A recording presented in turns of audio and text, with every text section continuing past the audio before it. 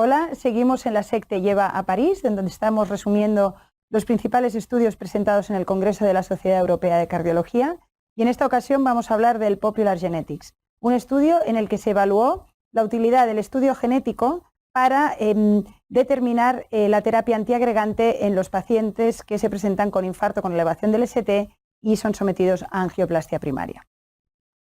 Bien, como sabemos, las guías actuales establecen que en los pacientes con infarto con elevación del ST debe iniciarse doble antiagregación, incluyendo aspirina y un inhibidor preferiblemente potente de P2Y12, como por ejemplo prasugrel o ticagrelor, más preferible a clopidogrel. Y ello es así debido a una serie de estudios como el Plato o el Triton TIMI 38, en los que se demostró que tanto el ticagrelor como el prasugrel reducen la tasa de eventos trombóticos frente al clopidogrel en pacientes con síndrome coronario agudo.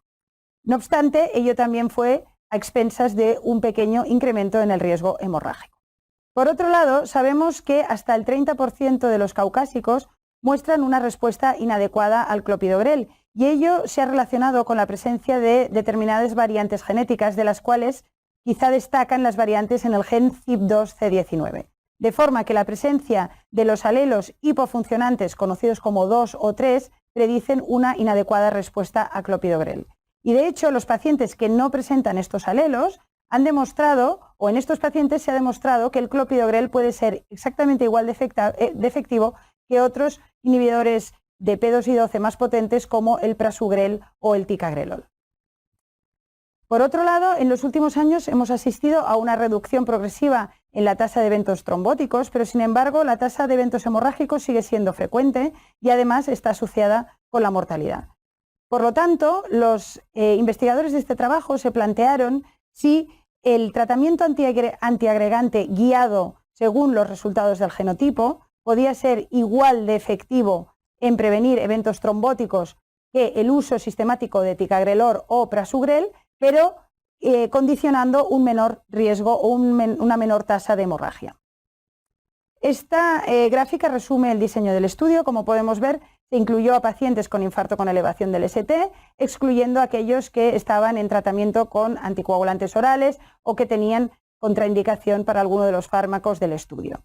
Durante las primeras 48 horas del infarto, los pacientes fueron aleatorizados o bien a tratamiento estándar, que implicó básicamente tratamiento con prasugrel o ticagrelor durante un mínimo de 12 meses, o bien fueron aleatorizados a realización de test genético para determinación de alelos 2 o 3. En el caso de que estos alelos fueran positivos y por lo tanto se predijese una mala respuesta a clopidogrel, los pacientes eran tratados con prasugrel o ticagrelor durante un mínimo de 12 meses. En el resto de casos, los pacientes eran tratados con clopidogrel durante un mínimo de 12 meses.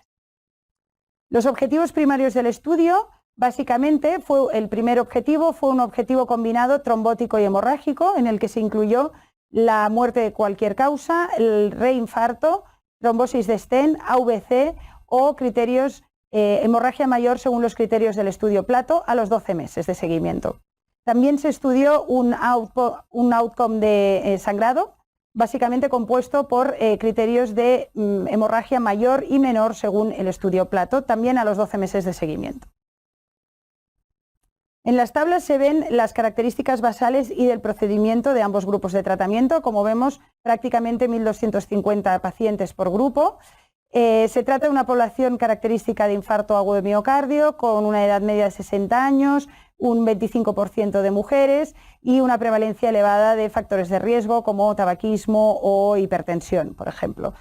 En cuanto a las características del procedimiento, podemos ver que una gran mayoría de pacientes, casi la totalidad, fueron tratados con doble antiagregación antes de la angioplastia y que la utilización de stents liberadores de fármacos fue muy elevada. Tampoco hubieron diferencias entre los dos grupos en cuanto a las lesiones observadas o la enfermedad coronaria. Bien, en cuanto a los hallazgos, podemos ver que el estudio genético pudo dar resultados en una media de 3 horas y reveló que hasta el 67% de los pacientes no eran portadores de las formas 2 o 3 hipofuncionantes y por lo tanto ello condicionó que hasta un 61% de los pacientes pudieran ser tratados con clopidogrel. En el grupo de tratamiento estándar, por otra parte, el tratamiento con prasugrel o ticagrelol fue predominante, como hemos comentado, implicando hasta un 93% de los pacientes. También destacar que la tasa de adherencia fue mayor en el grupo de estudio genético que en el grupo de tratamiento estándar. En el gráfico se resume el resultado del objetivo principal, como hemos dicho, un objetivo combinado de eventos trombóticos y hemorrágicos, y como podemos ver, la tasa de eventos fue similar al año en los dos grupos de tratamiento, por lo tanto, confirmando la hipótesis de no inferioridad con una P de 0,002 entre los dos grupos de tratamiento.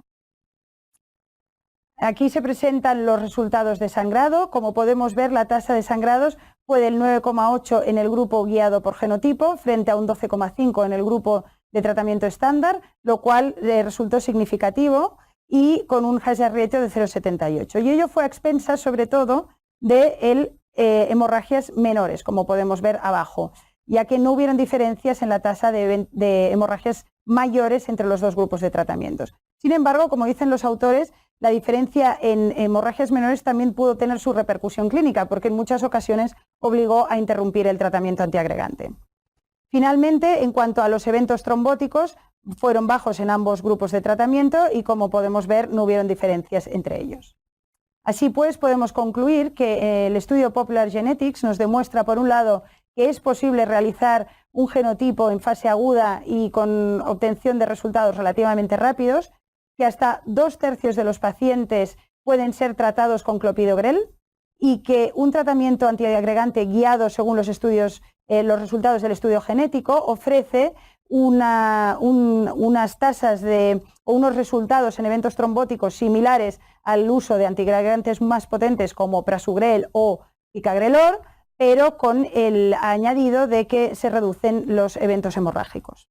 Para más detalles sobre este artículo podéis consultar la publicación del New England Journal of Medicine justo de estas fechas. Y hasta aquí es todo, seguimos con la SEC te lleva a...